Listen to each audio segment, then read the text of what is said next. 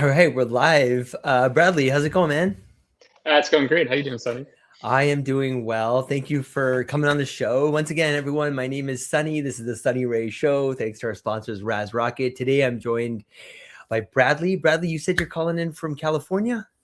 That's right. Yeah, I'm in Southern California. Southern California. And gotta admit, pretty catchy title here. The eyes of every robot start here. Do you want to maybe just kick off with a sentence or two about what you're doing at your company? And then we'll come back to that later on in the interview. Yeah? Absolutely. So what Luxonis does is we build eyes and brains for robots.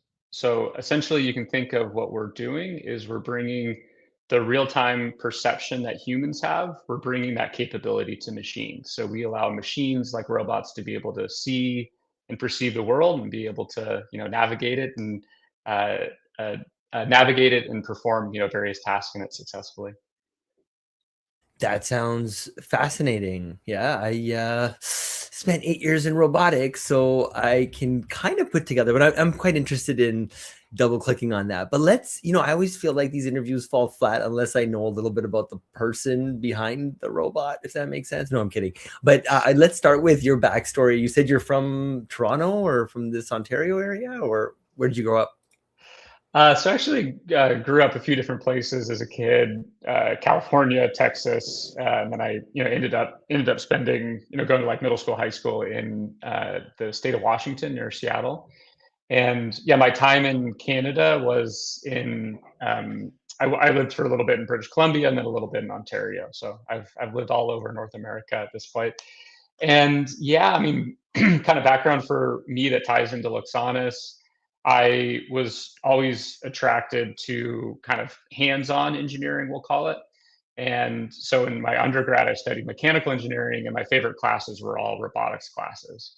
So 20 years ago, was working on robotics classes that played various games like capture the flag, dodgeball, things like that. And I was really captivated at the time by the opportunity to have robots that could operate autonomously in the world. So I knew very well robots like kind of BattleBot style. So you had like a video game controller and you could go out and you could, play and have some fun with it, but it was always sort of like, teleoperated, human operated. And so these classes that I did where you would just push the power button and then you would stand back and watch the robot try to compete based on what you had, you know, told it to do in advance.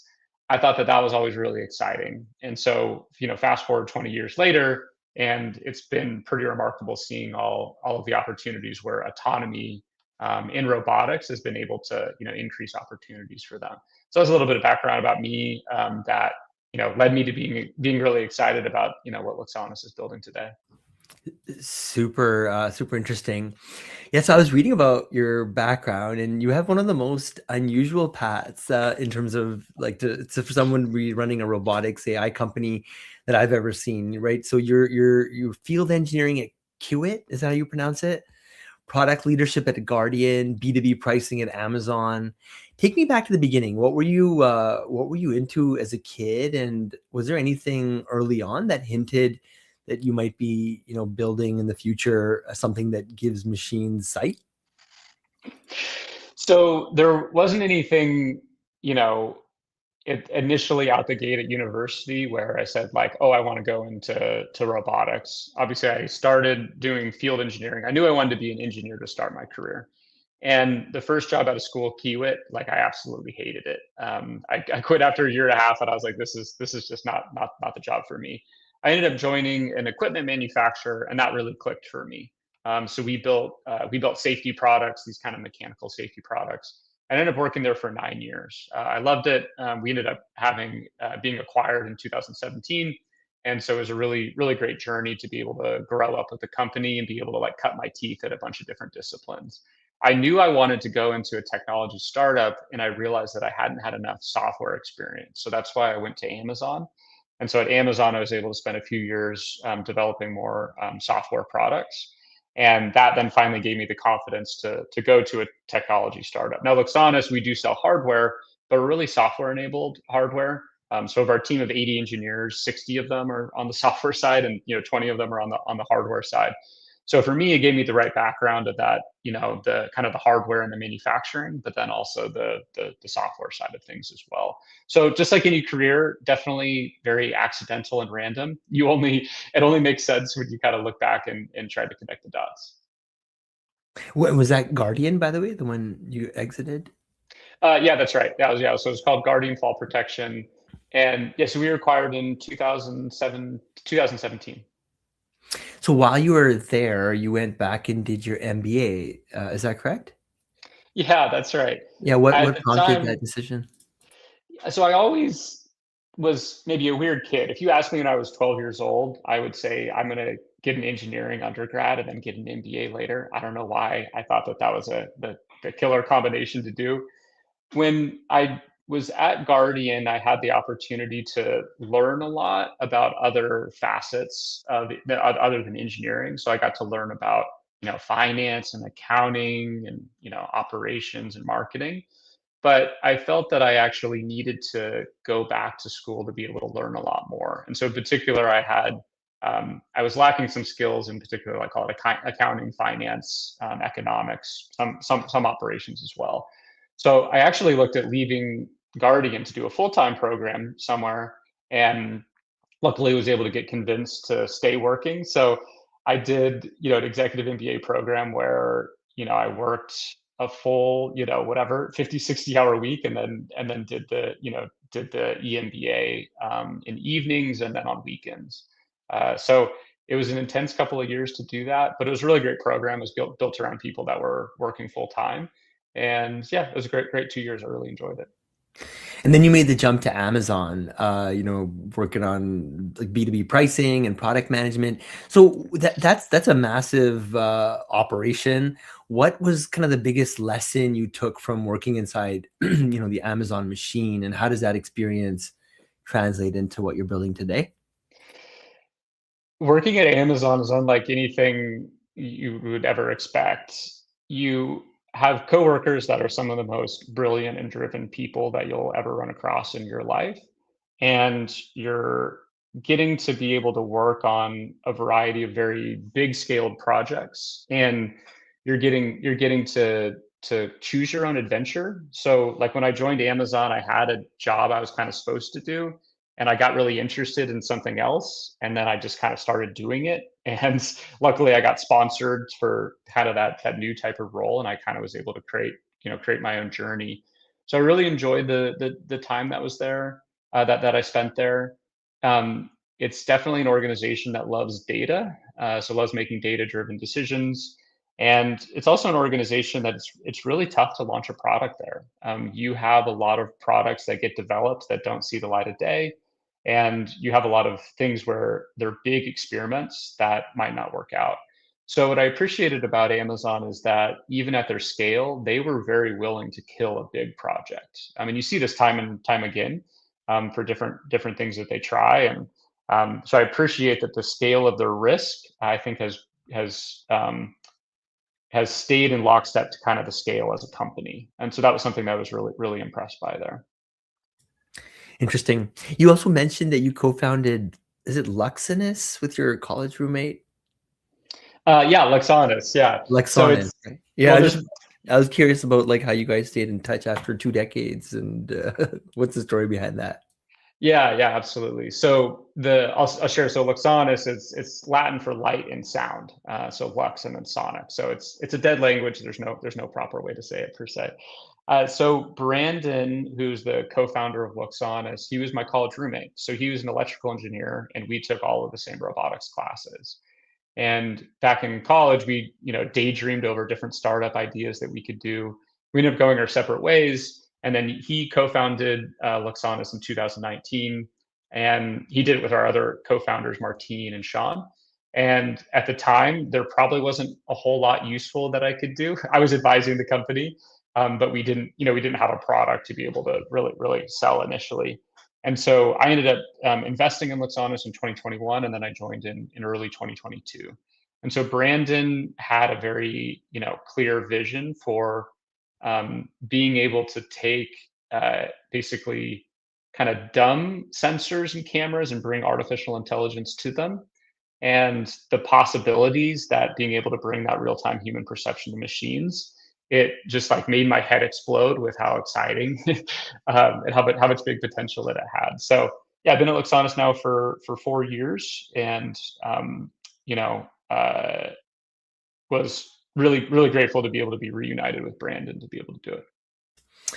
And the origin story of the company is rooted in tragedy, right? I think friends and colleagues who were seriously injured or killed in bicycle accidents. Can you take me inside that moment when you and your co-founder decided you'd be solving this problem? Yeah, absolutely. So I didn't found the company originally, but the genesis for the idea, it started with wanting to create really badass laser tag. So Brandon basically said, "Hey, like, what would happen if you could put on a headset and you could play laser tag, but you would look at somebody and it wasn't Sunny, instead it was like a Captain America." And I was like, "Oh, that sounds cool. I don't know how big the market is for laser tag. Maybe this isn't really a tech startup." And when Brandon was kind of shopping this type of idea, that's when he, talked to multiple of his friends who had been, injured or killed in a bicycle accident. And for me, I actually was injured in a bicycle accident as well, and so something that was like near and dear to my heart. And so when Brandon went out to build a product that could help with this, which is basically an artificial intelligence stereo camera that on device would be able to tell, is that truck about to hit me or is it not? He found that it was really difficult to build that. You had to buy all of these different hardware components and then, try to make the firmware, make them all work together, and then actually get useful software built on top. So in that kind of journey of him doing that, he realized, hey, what if we created a product that made it easy for not just me to develop this type of a product, but for thousands of other developers out there to do that. And so that's where Luxonis was born with our original product, which for those that are watching the video, this is our original product, which is called our Oak D. And that was really the genesis behind it. So they kind of say with a startup, like you have to have they call it like your schlep, where you're solving like the pain in the butt thing that nobody else wants to deal with. And that was really it for Brandon, where he was so frustrated as a developer with what was available out in the market, that he said, okay, I want to solve this problem for both for myself, but then all for all the other developers out there who are running into the same challenges. Very cool. So you've also described the human brain as dedicating about half of its processing power to visual information. When did that insight really click for you? And when did you realize that this would be fundamental to unlocking physical AI? So robots have been very successful in controlled environments for a very long time. I remember going to a BMW automotive plant more than a decade ago, and you had robots that were successfully doing all kinds of tasks. So they could take something from point A to point B.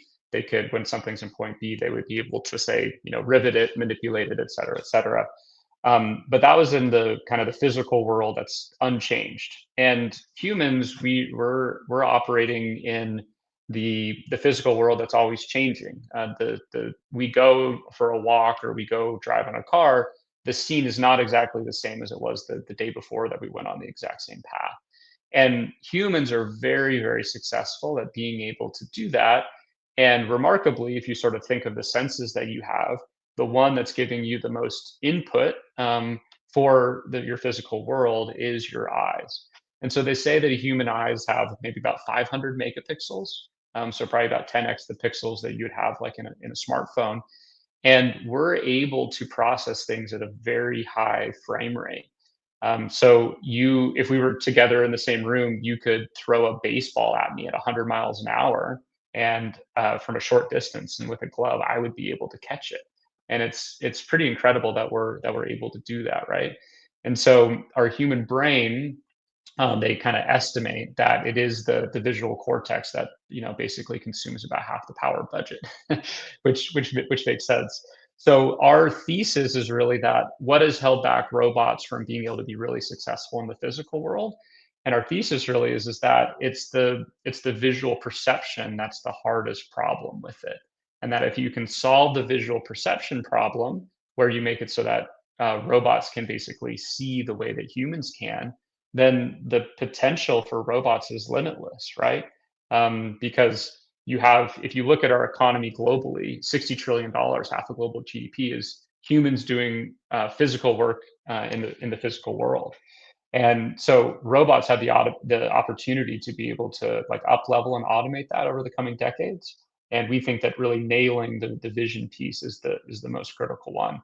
And there's some aspects about humans that we just figure, we must have evolved this way for a reason. So when we launched this product, we didn't know how far apart to create the left and right camera, which creates the 3D map of the world.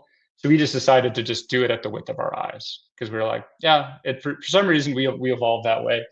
So it's kind of cool to sort of think about these things as sort of mimicking or learning from, and in some ways mimicking how humans have been able to become such a successful species on this planet. Very cool. So maybe for people who aren't deep into robotics, how would you explain what your company does? I know we've taken a couple of angles at it, but yeah, just I don't know. Let's say I'm explaining it to my 11-year-old daughter. Yeah, yeah, absolutely. So what we do is basically we make it so that if you just say like had, let's say you have like a robot that has wheels, and if you wanted to be able to make it in your home with your 11-year-old, if you wanted to make it so that that robot could do some type of a task. So let's say you wanted it to, go to the refrigerator and grab some ketchup and bring it over to the dining table for your cheeseburger. What what our cameras do is they make it so that they create a 3D map of the world. So they're able to see, which makes it so that they can navigate. And then they're also able to do things like detect objects. So what our cameras and our kind of our hardware and our artificial intelligence enables is that you could say, hey robot, go get the ketchup. And what the robot does is it first needs to be able to see the scene, and then it needs to identify an object. So it would identify the object of the refrigerator, and then it'd be able to signal to the robot, "Hey, let's go over there." And then it would be able to do like a pose estimation of the fridge. So you'd be able to say the robot would be able to see, "Oh, look, that's the handle." So then I could tell its arm, "Hey, grab that handle." And then with the fridge open, it would be able to again detect different objects, and it'd be able to see, "Oh, look, that's the ketchup. That's what I want to get." So without basically being able to have the vision that our devices have, the robot is blind. You would never be able to do any of those things. So that's kind of essentially what our technology enables for a robot. So just to switch gears a little bit, so you've grown. I was reading about what the 4.5 million SDK downloads. Is that correct? And you're Yeah, acquiring, yeah, yeah. I that's was right. reading you're acquiring a new customer every 3 hours, all with zero outbound marketing or advertising. So that's quite remarkable. What's the growth engine behind that, and how deliberate was the strategy versus organic luck? Yeah, you'd like to take credit to sort of say it was all intentional, but some of it was, or a lot of it was, let's just call it dumb luck. So the way that we got off the ground and went 0 to 1 as a hardware company is we used Kickstarters initially. And so a Kickstarter is where it's basically crowdfunding. You show a community an idea of something you want to build. The community gives you the cash up front, this commitment to say, hey, I want you to ship one of these to me later, and then then you go and you build that thing. And so Luxanis, our first two Kickstarters, we raised $2.5 million across 15,000 Whoa! backers. Wow. And Okay. these are what I call like hardcore hobbyists. So this is somebody that like it's a Saturday night and like they're in their garage like doing some fun, robotic, AI camera project. By convincing the most technical 15,000 people on the planet that we had technology that's really useful, what was incredible is that those consumers, those hobbyists, they all worked for the biggest 5,000 companies in the world. And they realized that the technology that they were playing with as a hobbyists, it actually was useful to solve really big problems for them as an organization. So we've continued to stay really close to our core roots of that, where we have this developer community that we're always trying to engage with and excite. We're constantly trying to delight them with new products, new features with our platform, and that's what's created the growth engine for us. Is basically word of mouth marketing. and it's continued to accelerate as we go. So we don't have any traditional marketing function in terms of like an outbound. It's incredible how much outbound there is in the world today, and so yeah, we just don't have that in our recipe, because we don't need it. We have more customers coming in each day than we even know what to do with, hardly. So Wow, wow, that's something you don't hear every day. Bradley, this has been a very exciting interview, very interesting. Thank you for your time. I only got through about half my questions. I'd love to have you on again, maybe for a part two if you're up for it. If your customers aren't keeping you too busy, of course. And an area that's I'm quite intrigued and interested in. I studied a little bit of this in school, spent a bunch of years working in this space, and can't help but feel that, yeah, vision's obviously going to be a big part of the future of AI and physical AI. So thank you all for tuning in, and until next time, yeah. And maybe just hang out for a second. I'll bring this one to an end.